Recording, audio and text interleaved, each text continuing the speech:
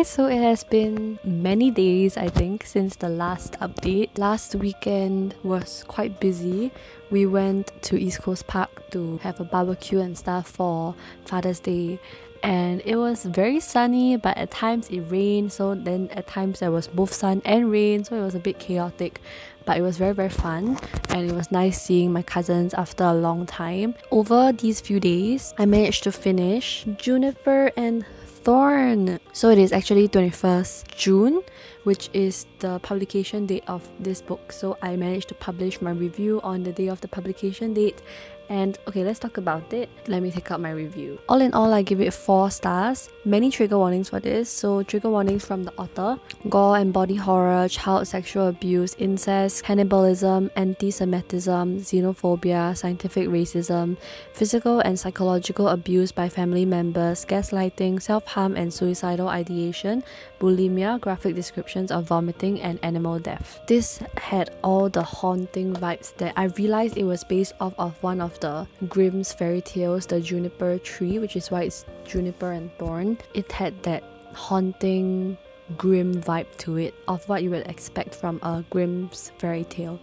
And oh my gosh, this was so much darker than I expected. I couldn't stop reading it, but then at some points while I was reading it, I would be so repulsed by what I read that I had to put it down. Sometimes I'll be like, oh, what is happening? And then I'll just quickly flip through the pages, oh my gosh. A lot of alternating between that, and I think in my last update I was talking about how there were a lot of boobs mentioned and nipples, and yeah, it definitely is not because of the influence of Mr. Penumbra's 24-hour bookstore, because this whole book is just a lot of focus on that. This is a very graphic book. It's very graphic on the gore descriptions, the sexual descriptions, the body parts descriptions, things like that. So yeah, I'm not really sure how I feel too much about the sexual parts, but I'm not sure if it's related to the fairy tale aspect of it. But once I got used to the world and realized that I should be reading this and looking at it through the lens of a fairy tale and not like your typical day-to-day fantasy, that kind of thing, it got better for me. And oh my gosh, the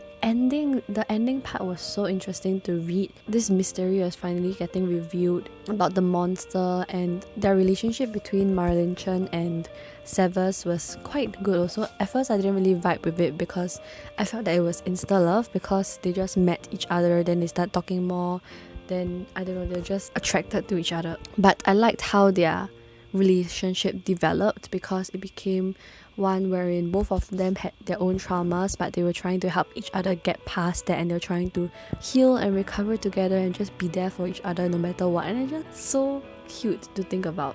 Be mindful of all the content warnings because there's a lot, and I think if you're prepared for it, it will be a good read. The prose was very flowery, the whole world was very whimsical. I will definitely be reading more from this author. Maybe not The Wolf and the Woodsman because the ratings for it were really quite low, but maybe the author's future works. Yeah, so for that, let's talk about the bingo prompts that I managed to clear. For reading prompts, I managed to clear less read genre because of the gothic horror parts of it. That made me think, oh, this is really not something that I usually read. S's on the cover, so you have all the S's here and here. Recently hauled. Then for non-reading prompts, I cleared guilt-free activity. Still watching The Guest. It's quite interesting and quite creepy also, so I'm trying to slowly make my way through it. And also cozy reading time because I've been reading it as much as possible and most of the times were cozy. Okay, so I haven't really gotten to update you about this book that I've been reading next, but before we talk about that, I'm gonna move on to The Faceless Old Woman Who Secretly Lives in Your Home. Let's read you the blurb of this because I honestly have no idea what I'm reading also.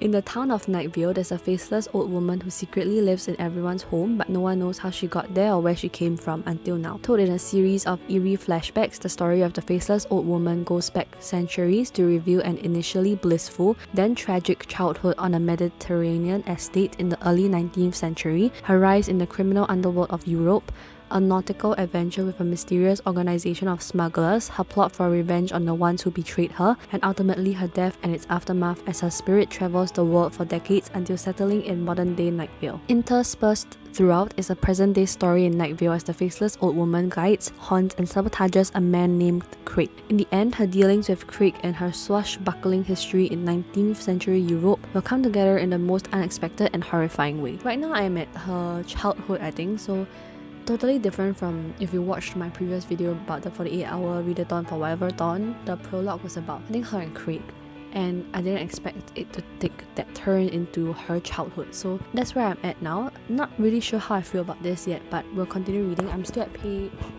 89. I'm re-listening to the audiobook while reading this as well. So okay, that's that. And then for the ebook that I'm reading, I'm currently reading From Lukov with Love. Let me read to you the blurb. It's a very, very long book, and I don't know whether it needs to be this long. If someone were to ask Jasmine Santos to describe the last few years of her life with a single word, it would definitely be a 4-letter one. After 17 years and countless broken bones and broken promises, she knows her window to compete in figure skating is coming to a close. But when the offer of her lifetime comes in from an arrogant idiot she spent the last decade dreaming about, pushing in the way of a moving bus, Jasmine might have to reconsider everything, including Ivan Lukov. So this one, according to Goodreads, it's 493 pages. My ebook is way longer than that, so I have no idea. But the writing is not the best. The main character, Jasmine, will just go on and on in her head for this thing that could have been concised into a lesser number of words. When it comes to that, I tend to skim a little bit because it's just essentially saying the same thing, just taking a longer way to say it. And it can definitely be shorter, but it's quite cute. I wasn't really caring much about it. I thought it was going to be like a 2 to 3 stars, but we are slowly getting to the part where they're kind of getting along with each other now. They're friends, but I think Ivan is interested in her. He's like doing so much for her, and he's like such a perfect male character that is kind of unreal in a sense. But yeah, oh my gosh, it's like the way he takes care of her, the way he like just looks at her, the way he just knows what she likes and doesn't like, which shows how much he notices her. It's just so cute. I'm 74% through already, and it's finally starting to be like, I don't want to put it down because it's getting so cute. So I guess it's worth it, but it can definitely be shorter. So we'll still see how my rating will go, but I feel like finishing From Lukov with Love soon. And yeah, that's all for my updates, and I'll continue updating when I have updates.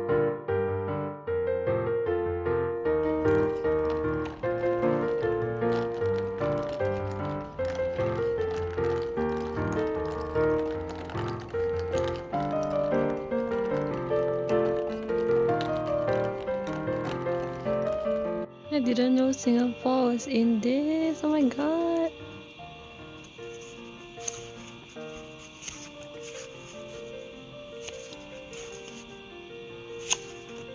Oh, here.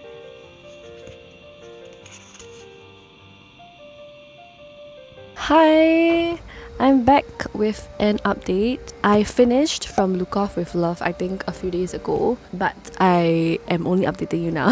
So for From Lukov with Love, let's talk about it. I gave it 4.25 stars in the end, and trigger warnings for bullying, fatphobia, misogyny, sexual harassment and stalking. I did not expect to enjoy this so much because I think in my update previously I talked about the writing, right? It's a bit cringy at the start. It's not the best, definitely not the best, and I found it just okay for the first half. I thought it would be between 3 and 4 stars, but I don't know what was in that second half, but it was so good, okay? There were some really good quotes from Ivan Lukov. I hope I'm pronouncing that correctly. If not, I'm so sorry. Oh my gosh, he is, wow, the way he cares so much for Jasmine and the way that he protects her, is protective of her, the way he loves her. Oh my gosh, I cannot. It's so fluffy. My heart was just, yeah, there might be potential spoilers, so I'm just gonna put a spoilers warning here. She has this conflict with her dad, and she doesn't really know how to interact with him because his dad is always not the most supportive of her career in figure skating. So she doesn't really like to interact with him because every time he'll just advise her to go to college and get a degree, because she couldn't possibly be doing figure skating forever. Like what happens after that when she retires, things like that. I didn't really like how it wasn't really resolved at the end. I don't think there was a proper resolution, but I guess in conflicts like these in real life, not everything gets settled. So in a sense, they just have to live with it. They just have to learn how to deal with each other. But yeah, and I also didn't really like how Jasmine has a stalker. Maybe not just one. She just receives a lot of not nice DMs or mail about her being sexualized. It just doesn't really get resolved also. It's just that I think they wanted her to delete her social media profiles. Ivan is helping her to look through her mail and things like that. But I guess again the same logic applies. Not everything gets resolved. But that was also why I gave it 4.25 in total. And I want to just read a quote that oh my god, there were a lot more quotes that I think I liked on my Goodreads profile page. But yeah, okay, so one that I quoted in my review is, if I had to choose anyone to help me bury a body, eat dinner with, or watch television with, it would be you, every time, for everything. Oh my god, I don't okay, let me just read you one more. If I can't skate with you, I don't want to skate with anyone else. If I broke my ankle during a program, I would get up and finish it for you to get you what you've always wanted. Oh my god, what the heck? I get the hype slightly better now. But not so much for the first half, but definitely for the second half. Let's talk about bingo prompts. Not really a lot for this one. So I crossed out S's on the cover only for reading prompts, and for non-reading prompts, I crossed out cozy reading time and guilt-free activity. Still watching The Guest. I'm taking my time with it because it's a bit scary and I want to only watch it in the day. Okay, let's talk about what I moved on to reading. I'm currently in a lot of different books right now. It's a bit all over the place. Okay, so I think I mentioned that I started reading The Faceless Old Woman Who Secretly Lives in Your Home. I'm currently at page 142. I'm not sure how to feel about this still, because if you notice here, it says a Welcome to Night Vale novel. So I looked at Goodreads and it's actually the third book, but I don't think there's any relation. It's just that it's set in the same world. So I have no idea what this world is, so I have no good or bad opinions about it. I'm just a very neutral person. I'm just reading it, and I think from reviews that I've seen, they say that this one doesn't really have much of the Night Vale feels or context or anything. So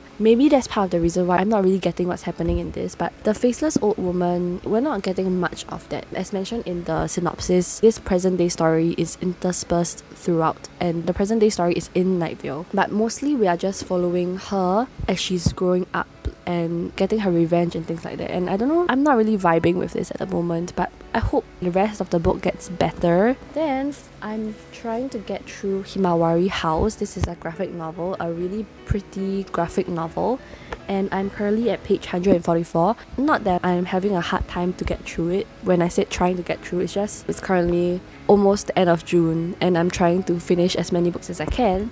And yeah, the art style is really cute, and I really like that there are different languages in this. So there's Japanese, there's Korean, and when the characters speak in the Japanese language, it's printed in Japanese, and then there will be an English translation in the same text bubble, as well as the same thing for Korean.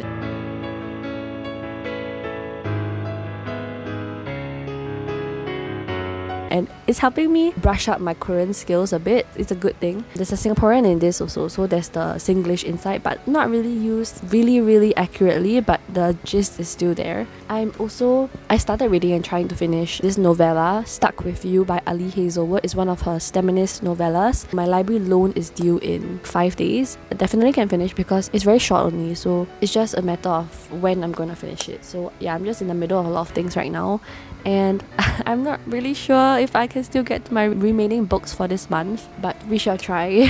And yeah, I'll come back with another update when I have one. Please look at this. Wonder Boys, 2 p.m. JYTCO Jin Yon Tak. And then the best part, Poktan Sonyeonta. What? You're my girl. Your hand. Oh my god. Look at this tongue. What the shit? Where's the tongue? Oh my god, here.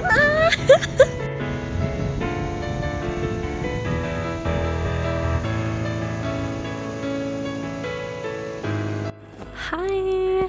So it has been a few hours since my update, and I would like to say that I have finished Himawari House. It was actually a pretty quick read after all, because it's a graphic novel, so you just have to sit down and get through it. Not like it was a bad time. What does it sound like I had a bad time? I had the best time reading this. It's kind of like a slice of life story with all these different characters. Over here, they are housemates in this sharing flat, and our main characters are these 3 females, and they all have different stories. One of them is from Singapore, one of them is from South Korea, and one of them is from the US, but she is Japanese, so she came back. She deferred college for a year to go back to her home country to experience the Japanese culture. And all of them have their own stories, and I'm just so amazed about how each of them has something to bring to the table, and their stories are all very profound, very interesting, and very relatable, very easily understandable. So I liked that because they all have their backstories, it kind of gets resolved towards the end. There's even a little romance inside. Oh my gosh, there's this particular character, this one. What is his name? His name is Masaki, and his inner monologue is just the cutest thing. Oh my gosh. He's just a very pure soul. So outside he's always very silent, very stoic, but because we get to see his inner monologue, it's quite amusing and quite funny to see, and he's my favorite character, even though we don't get to spend much time with him. And I refuse to believe that this is the ending, because I do not like how it ended. It was a realistic ending, but I want more. I need more. So I need the author to come up with another book for this. Like, please give me an ending that I like. But yeah, okay, so let's talk about the reading and non-reading prompts I cleared for this. Reading prompts, I cleared 2021 release and different format because it's a graphic novel. Non-reading prompts, I cleared cozy reading time, guilt-free activity, and complete a personal goal because I drank a lot of water, which was my personal goal. And I decided to segue this into a different thing now, so I'm going to show you a little bit of a shopping haul, a little bit of a library haul. So if you can see here, these are the books that I borrowed from the library. I think I mentioned it in my mid-year book freakout tag, which will go up before this video. So let me show you the books. One of them I borrowed yesterday. Oh, you can see it already. This one was the one that I borrowed yesterday. It is Firekeeper's Daughter, and this is what I'm going to be reading in July. And I happened to be near the library and it was available, so I decided to borrow it. It won something in the Goodreads Choice Awards, so yeah, I'm excited to read it. The second book I also featured in that video is 1000 Steps into Night. This is a new release that I want to get to. These two are both fantasies. Yes, and this is Almond. I am very excited because I also found this in the library, and this is the translated to English version. I have the Korean language version also. And last but not least is 17A Kyung-sik Road. I hope I'm saying that correctly, I'm probably not, by Charmaine Leong. This is a Singaporean author which I'm very excited to know and read about. And yeah, always excited to read Singlet. I like that the book is those kind of paperbacks where it's a little bit more protection. Okay, so those are the books that I've borrowed from the library. Excited to get to them in, I guess, July. Yesterday night I went to Uniqlo. Okay, I have no idea what I was doing, but I went to the self-checkout and I got too big a bag. It just kind of happened like that. I got 4 items. I'm currently broke. The first item that I got was this shirt. It's kind of oversized and I like oversized shirts, and it's just this plain shirt over here. Next is this pair of shorts, smart shorts that I got. I actually already own a pair of this, but I like it so much and I wear it so often that I thought I might as well just get a second pair, even though this is so expensive. The bulk of my expenses in the shopping haul was because of that. But okay, the main reason that I went to Uniqlo was because, you know, I've been watching Spy Family and season 1 part 1 is ending soon, and I found out that Uniqlo has this graphic tee UT collection and they had a Spy Family one, so I got it. The first one is shirt which has Anya on it. Oh my gosh. And I was so anxious because I saw a lot of TikToks about people going to get it, and there are a lot of Uniqlo stores that already do not have these anymore, so I was very anxious, but luckily I managed to get it. Oh my gosh, let's just look at the logo. Is so, oh my god. This is the main part, this pocket over here. And then if I pull down the pocket, it's so adorable. Oh my god. Yeah, okay. And the last thing that I got, which I think is also my favorite, is this other Spy Family shirt. Oh my gosh, just look at this. The font is amazing. I love it so much. And the back looks like that. Yeah, I'm so happy. Okay, and that's the end of my update, and I'll continue updating if there are any updates. 你做这样有几十年了，你都没生吗？哎，那我靠你不被骗呢，但是啊，做过，我做到以为一样。哎，但我现在呢，做以前呢，做以前，做老师一做老师，啊，正常的一做正常，大家每一个人多多少少都买一千呢。哎，但是啊，大家想做，你大家想做，你做方面人家都好。敢若像你梦着，人生哦，短短的，你做代志做哦，但是也要做好一件代志，一件成就。一世人哦，你要做好一件代志，哎，你叫功夫。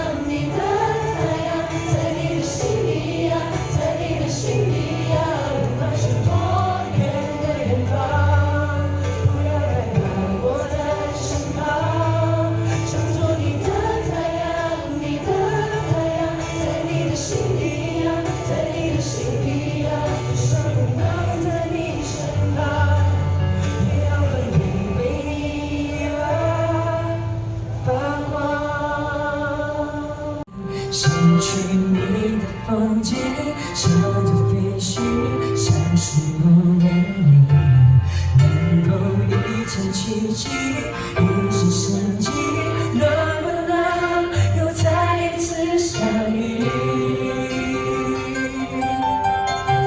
是北京，心里痛的雨，哭了笑了，除了你还是我们。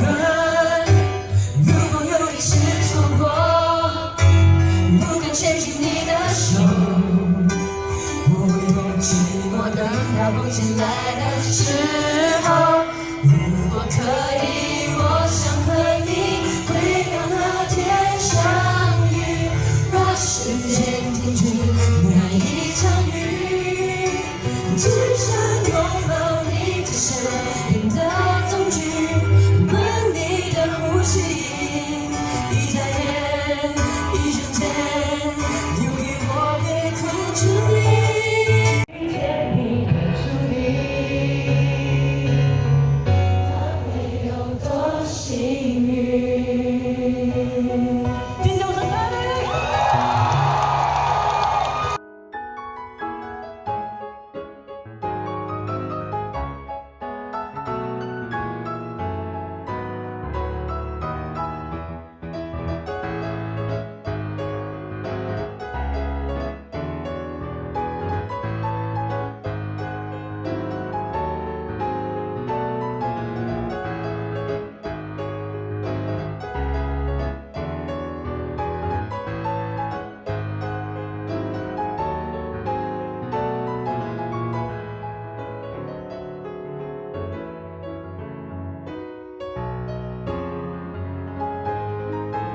Hi, it's been a few days. Please excuse my super messy and auntie looking hair. It's been a few days since my last update. I actually can't remember what my last update was about, but let's just give you a brief update, or actually not brief, a very long-winded update about what happened the past few days and my reading updates. I have actually finished The Vanishing Stair already. I'm not sure if I even updated you that I was reading it. I don't think so I did. Okay, so let's talk about that. So I started reading The Vanishing Stair, which is the sequel to Truly Devious. And I won't be talking about any plot spoilers because it is the second book of the series, so anything that I talk about it will be spoilers, so I'm gonna try to keep myself as vague as possible. I finished it and I gave it 3.75 stars, which I think is an improvement from my rating. I think I gave Truly Devious 3.5 stars. I thought it was going to be about the same rating that I would give Truly Devious, but towards the ending things kind of got a bit darker and a bit more exciting in a sense,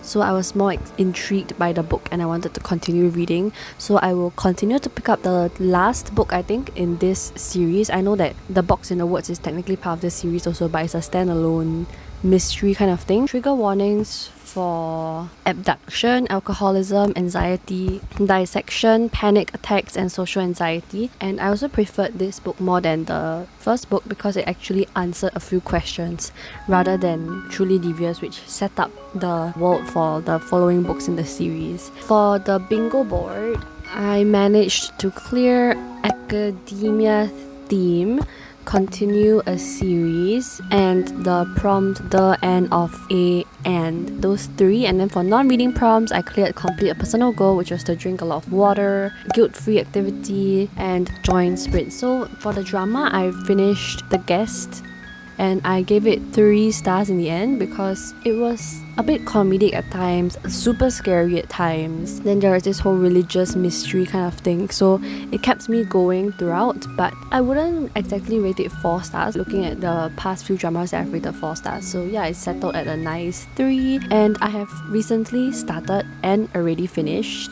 another drama, but let's talk about it later for the next bingo board, because I just finished this one actually, The Faceless Old Woman Who Secretly Lives in Your Home. So this one was kindly sent to me by Times Reads and I just finished it. For this one, trigger warnings for alcohol, amputation, attempted murder, blood, mentioned cancer, car accident, cheating, death, emesis, fire, hallucinations, poisoning, profanity, sexually explicit scenes, snakes, spiders, torture, violence, and mentioned war. I haven't actually rated it, but I'm planning to give it a 2.5 stars, which is really sad because I think it's a case of mismatched expectations and also how I just wasn't meant for this book.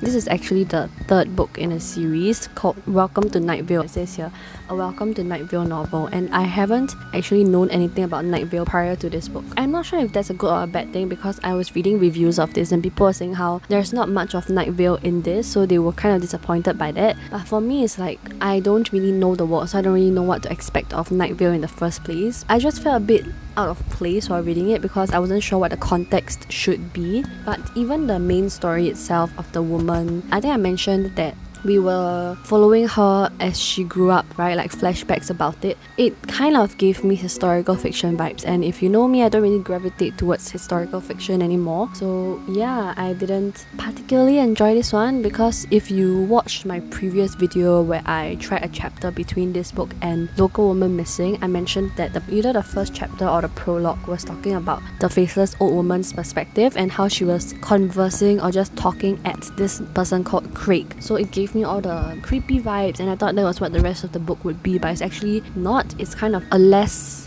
major point in the book because in the synopsis it also says that it's interspersed throughout is a present day story, so that was what I read and I actually preferred that bit compared to the historical fiction parts, but there wasn't a lot of it. This really might just be a case of mismatched expectations and just something that is not meant for me. So if you feel intrigued by this, and especially if you are familiar with the Night Vale series, I would encourage you to pick this up and see for yourself whether you enjoy it or not.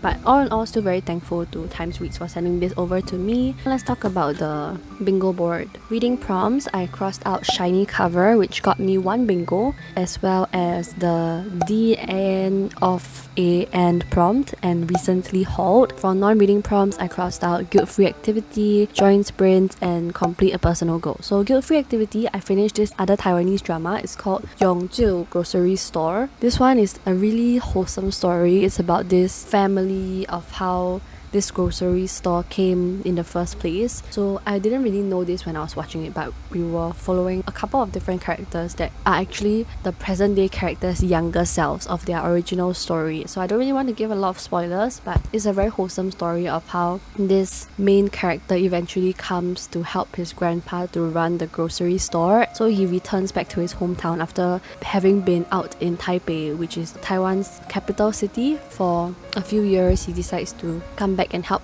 run the grocery store, and he reunites or reconnects with those people in his childhood, and he forms strong relationships with them, or he reunites and rekindles the bond again. And it's just very wholesome, and there's a few character backstories that are not so wholesome, but all in all it's a very wholesome drama to me. There's romance also, there's comedy also, and yeah, I don't really watch a lot of Taiwanese dramas, but it made me want to watch more. And I also gave it 3 stars because it was very wholesome, but it didn't really fit with the other 4-star dramas that I watched previously. As for what I'm going to pick up next, I have already started reading Children of Blood and Bone by Tomi Adeyemi, and this one is a fantasy. Let me read to you the synopsis. I am so sorry if I butcher it. Her name. Zeli remembers when the soil of Orisha hummed with magic, when different clans ruled, burners igniting flames, tiders beckoning waves, and Zeli's reaper mother summoning forth souls. But everything changed the night magic disappeared. Under the orders of a ruthless king, anyone with powers was targeted and killed, leaving Zeli without a mother and her people without hope. Only a few people remain with the power to use magic, and they must stay hidden. Zeli is one such person. Now she has a chance to bring back magic to her people and strike against the monarchy. With the help of a rogue princess, Zeli must learn to harness her powers and outrun the crown prince, who is hell-bent on eradicating magic for good. Danger lurks in Orisha, where strange creatures prowl and vengeful spirits wait in the waters. Yet the greatest danger may be Zeli herself, as she struggles to come to terms with the strength of her magic and her growing feelings for an enemy. I knew this was going to be enemies to lovers. Based on the 102 pages that I've read so far, I thought it might have been sapphic, but no, it's enemies to lovers. Yeah. Initial thoughts on this, I didn't expect to get through it so quickly, maybe because I'm reading the ebook at the same time, and the audiobook just came in from Libby today, so I'm very excited to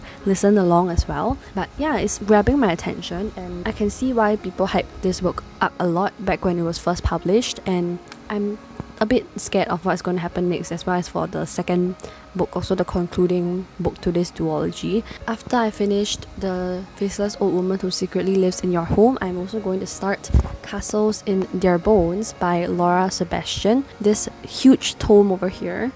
But I probably might not finish this in this vlog, because this book can fulfill both prompts, and it's approaching July soon. It's the last few days of June, so I really have to finish this and maybe fit one short book in to fulfill my goal of 14 books. I've confirmed that it is 14, and then we can be done with this readathon and hopefully finish this before the readathon ends. I have a goal to complete.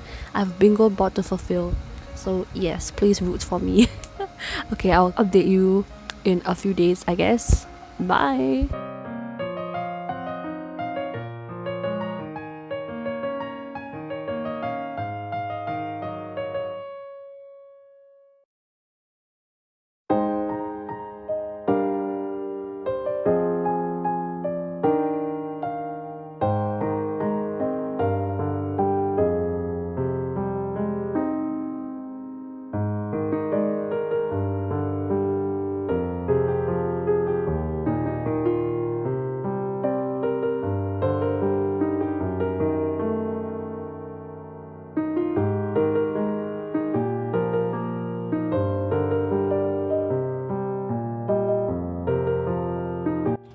I'm back with an update. Okay, so if you saw the time lapse, last night I was doing my time lapse of reading Children of Blood and Bone in bed, right? And then I just got so tired. I fell asleep. Not exactly. I knew I was getting sleepy because my eyes were closing and everything. So I decided that, I'm just gonna take a 20-minute nap in bed, and then I'll just wake up and do my things for a while more before I fall asleep at a normal timing. So I set a 20-minute timer, and then somehow I didn't hear my timer. Somebody came in and turned off the light for me. That was how I ended up sleeping at, I don't even know if it was 8 plus or 9 plus. I hope it was 9 plus. It was 8:51, so it was like about 9. But yeah, so that's how I ended ended up sleeping at 9, which doesn't happen at all for me. But I woke up at I think 3 plus. I was like, okay, this is not a normal timing to wake up. I need to firstly charge my phone because my phone was almost going to be out of battery. So while it charged, I stayed awake for a while, continued to read Children of Blood and Bone, then decided to fall back asleep for a few more hours, and then I woke up at 8 plus, I think. Yeah, I was having like a very weird dream. I can't even remember what it was, but I remember it was very weird. It was a very wow night. I can't believe I went to bed at 9, but okay. Technically, I slept like 9 to 10 hours. I don't know why. I've been doing that quite recently whenever I have the chance to.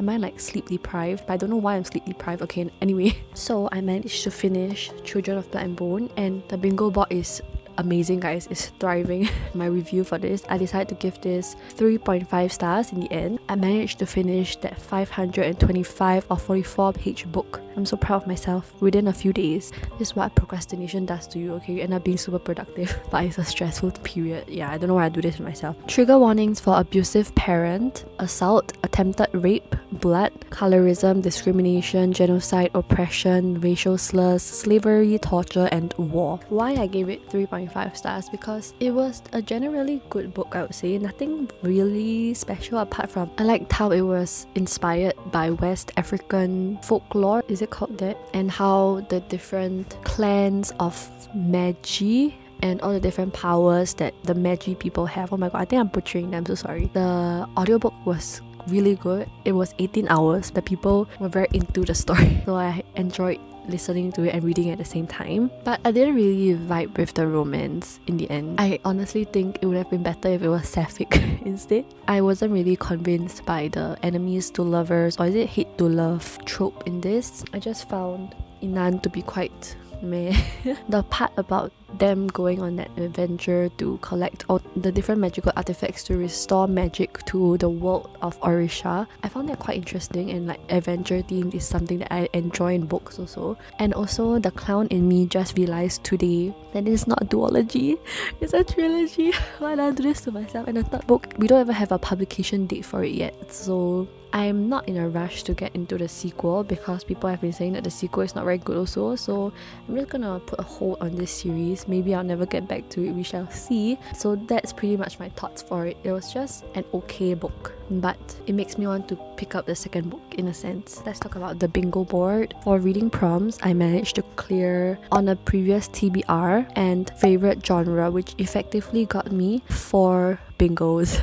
I also cleared the prompt, which is the and of A. For non-reading prompts, I cleared cozy reading time, guilt-free activity, complete a personal goal, and join sprints. Guilt-free activity, I'm in the midst of watching The Master's Son, which was released in 2013, I think, so the quality is not the best, but the story is quite interesting, quite funny. I think I enjoy shows with paranormal things in K-dramas because these types of dramas tend to have characters with different stories every time, which is something I like. And I like that there was a certain representation way back in 2013, which was quite surprising given South Korea's conservative thinking. I didn't really want to watch this at first because when it was released I was quite young so I was quite scared of the horror elements, but now I'm watching it, I'm like, it's not that scary at all. It's interesting to see how the drama has been the same but I have changed, and now that I'm able to watch it, it's quite funny also. And Seo In-guk is inside. Oh my god. Apart from Seo In-guk, I wasn't really familiar with the 2 main characters, but I mean, I guess Seo In-guk was the reason why I wanted to watch it, as well as the paranormal elements. But yeah, feeling quite good about the drama so far. Because I have not effectively cleared the bingo board, I can technically end the vlog here, but because my goal was 14 books and that was book number 13, I want to finish 1 more book so I can clear my goal at least, even though I don't finish my TBR. So I'm thinking of reading Stuck With You by Ali Hazelwood later on, because it's a novella. I can technically finish it in 1 sitting and I can effectively clear my goal that way. So I shall update you later on after I'm done with that book, and then we can wrap up this vlog with the stats and everything and maybe compare it to the first whateverthon. Oh, and I mentioned that I was going to start this. I am at page 28, so I don't think I'm going to be giving you a synopsis of this until the next vlog, I guess, because that's when I'll be reading the bulk of this. Yeah, I'm enjoying this so far, reading the book and listening to the audiobook at the same time. So I will go and read now and then I'll update you at the end to wrap it up. So just hours after that update, I was having the most serious disruption I could have ever experienced. So basically, 2 bees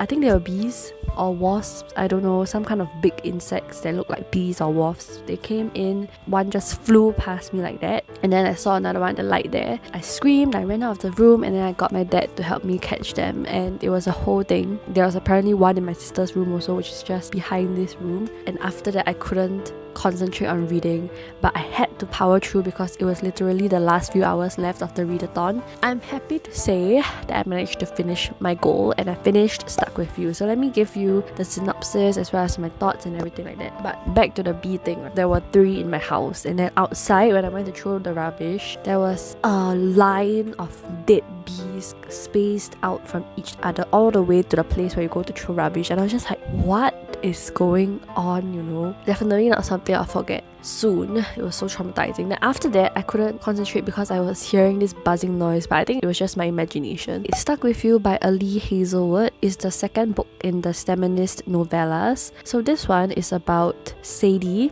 In the first novella, we followed Mara. So in this one, Sadie knows that civil engineers are supposed to build bridges. However, as a woman of STEM, she also understands that variables can change, and when you're stuck for hours in a tiny New York elevator with the man who broke your heart, you earn the right to burn a brawny blonde bridge to the ground. Eric can apologize all he wants, but to quote her rebel leader, should just as soon kiss a Wookiee. So this one is about how they get stuck in an elevator, then they are forced to talk to each other and confront each other about why they have been avoiding each other, and it's alternating between time points. So 3 weeks ago, I think, when they first met, and then present day, and then again back and forth to understand what exactly happened between them 3 weeks ago, such that Sadie now hates Eric. So overall, I give it 3.5 stars because they have only known each other for 3 weeks. I think more time needs to be invested into this relationship, even though it's a novella. I found the whole... This might be spoilers because it's so short, right? Okay, let me put a spoilers warning. There was this whole miscommunication trope, and I just don't like that trope. So it kind of rubbed me a little bit in the wrong way. So I gave it 3.5 stars, which is a bit lesser than my rating for Under One Roof, which is the first book in the Feminist novellas. I can really see why people get annoyed with Ali Hazelwood with her whole thing about how the guy is so big and takes up a lot of space, and then the girl is so tiny and things like that. Oh my gosh, they are stuck in an elevator, right? And the number of times I have to picture how exactly large this man is for him to take up so much space in the elevator. An elevator is meant to have more than 2 people occupy it, right? How big is this man, you know? It's kind of unrealistic and it's kind of an exaggeration, but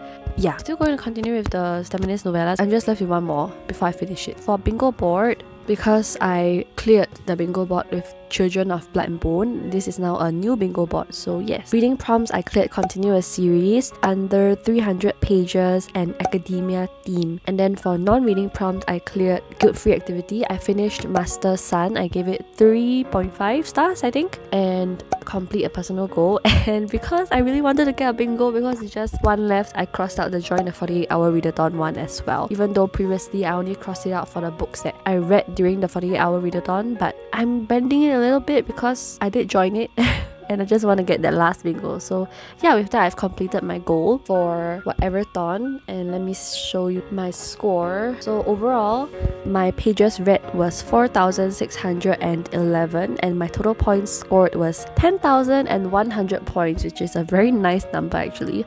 And comparing it to the previous whateverthon, I'm gonna pull up both the stats here. My goal was 8 books for the previous one, and I read 10 books, 3,556 pages, and I got 7,625 points. So overall, it's an improvement in both number of points, number of books, and I would believe quality as well. This finally brings me to an end to this super long vlog, and if you're still here somehow, I hope you have enjoyed, and you can leave a clapping emoji because I finished my goal. Stay tuned for my upcoming videos, and have patience with me, and have a great day or week wherever or whatever time you're watching this, and I'll see you in my next video.